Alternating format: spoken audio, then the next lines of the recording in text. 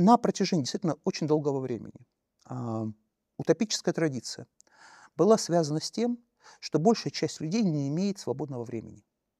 Они погружены в работу, они погружены Безусловно. в бесконечный выматывающий труд, они не имеют условий для человеческого существования, для того, чтобы человек как таковой обрел человеческое существование, они должны получить фри-тайм. Да, у них должно Мгм. возникнуть пространство свободного времени, должен возникнуть досуг. И дальше мы можем вспомнить хотя бы шиллеровскую утопию, мы можем вспомнить уже упомянутого Карла Маркса с Мгм. разными изводами. Задача заключается именно в том, чтобы дать человеку свободное время. А, и что мы во многом наблюдаем в современности?